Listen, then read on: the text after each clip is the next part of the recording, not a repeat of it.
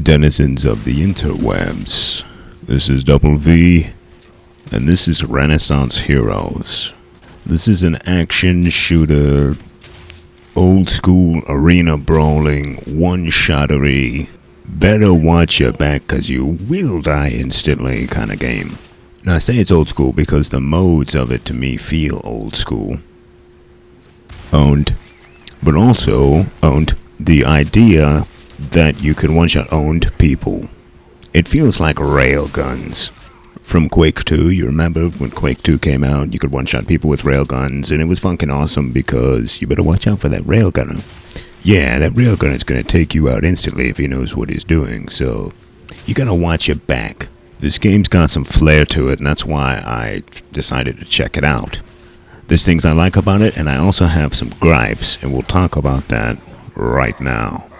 I like any game that can bring me back to Quake 2 for a minute, in the sense that you have to watch your back in the way that you watched your back in Quake 2, which was, oh crap, somebody's got a railgun, they can one-shot me, I better start owning the map, I better start getting all the power-ups, I better start racking up my health.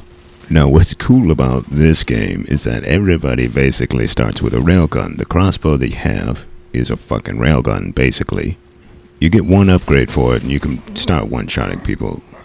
And you find that such one-shotting is immediately fun when you look at some of the power-ups, like things that increase the hitbox for your railgun / crossbow, and coupled with the fact that enemies don't move all that fast, yeah, the one-shotting is a fun thing. But speaking of the people not moving very fast, that's one of the things I'd actually like to complain about. You and your enemies are pretty easy to hit in this game compared with some other action shooters. This makes for a game that's much more about aiming than it is about movement. Owned, by the way, owned again. They got owned again. This is Ownage Shop. Step right in. We've got all the flavors of ownage, even ones that own me. Anyway, people are too easy to hit. You're too easy to hit. Your opponents are frolicking around with a kill me sign on them, as are you, unless you go into melee mode, which makes you run a little faster, and then you can jump around and act like a jackass. Now, I didn't play any multiplayer because the time that I was playing this owned was really dead, actually. This is a bot game. It's on hard owned. I didn't try the easy or medium settings owned, but the hard setting honestly owned isn't that hard. As you can see, they haven't figured out that I'm standing in the little pocket room sniping them. They keep jumping in there anyway. So yeah, the bots owned could use a little work, to be honest.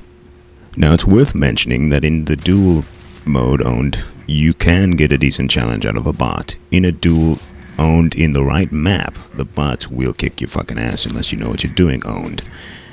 But in a team deathmatch, I mean, a player owned who has any sort of little bit of strategy is gonna kick some butt.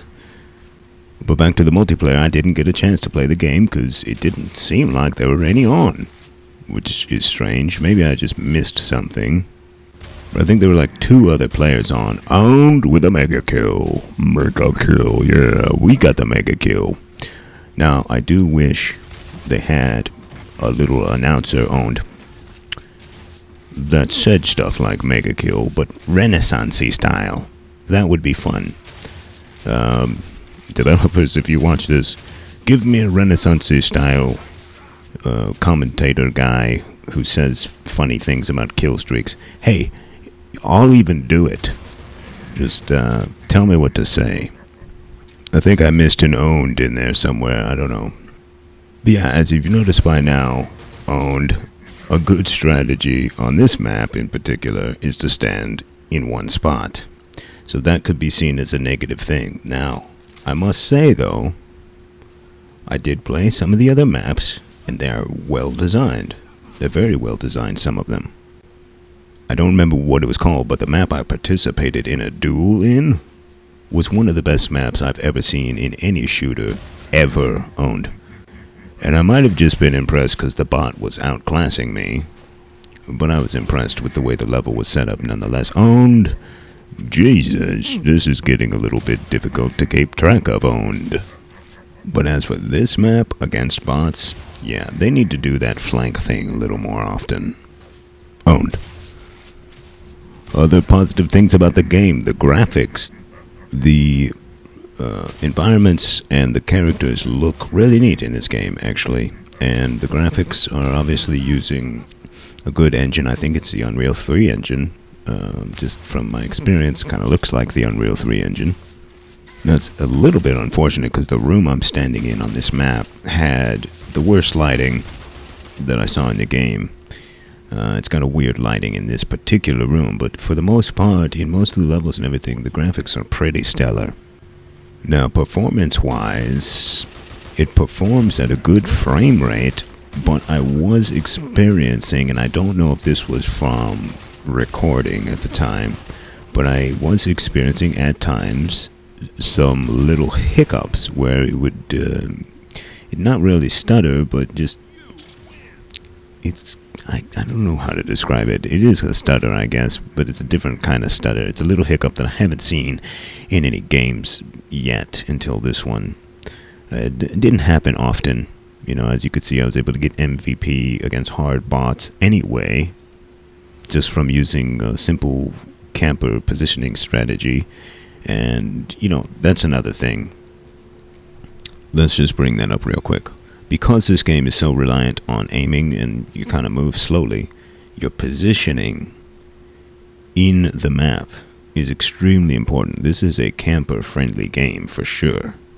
Now, I don't know if later on, when everybody has all kinds of upgrades, if it changes a bit, but at least in this early stage, it's definitely a camper's game.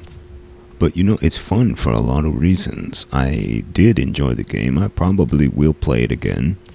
I like the leveling up crafting system and everything that it has. You basically, you get a gun, you can tweak it, add more damage, you can give yourself little power-ups like a little character build.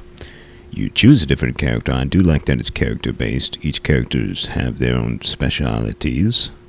The guy I picked is supposed to be a tank, but apparently you need to level him up a little bit before he's really a tank. I mean, right now I'm not super tanky unless I keep doing that taunt thing. You get super health and armor pickups around the map, so there is some strategy as well available. There's a double damage buff. There's a special weapon buff. In my case, it gave me like a rocket launcher. Oh, but that brings me to one of the gripes about the game. The weapon selection is low. Now, I don't know if they want you to buy stuff to get a variety of weaponry, but let's face it, this game, for an arena shooter, doesn't have that many weapons. You've got your standard rifle, you've got your crossbow, which is a sniper railgun kind of thing, you've got the grenade slash bombs that I saw there, and you've got a blackjack or a mace or something to kill people within melee range, and then you've got a special weapon, which I guess is different for every class. I'm not really sure. My particular class, like I said, had a rocket launcher kind of thing. But, you know, since we were comparing it to Quake 2 earlier, let's compare this to Quake 2. In Quake 2, you got 10 weapons, you know, at your disposal. On a big map, it'll have all 10 weapons available to you. Now, right now, I'm not seeing anything near that, so some of the strategy is going to be dumbed down unless they add some more weapons to the mix. But overall, you know, I liked the game. I think it's a neat title. It's definitely something to check out if you're into novelty shooters. And it's something to keep an eye on in the future. I don't know if this is going to enter like a bigger stage of release or something, but it'd be neat to play against other people here when it gets a little more popular. In any case, if you like fragging people in super retro fashion, playing as characters from ye olden days using weapons of steam and magicka, then come check out Renaissance Heroes and friggity frag your way to friggin' Fun Town. Yes, that just happened. Double V out.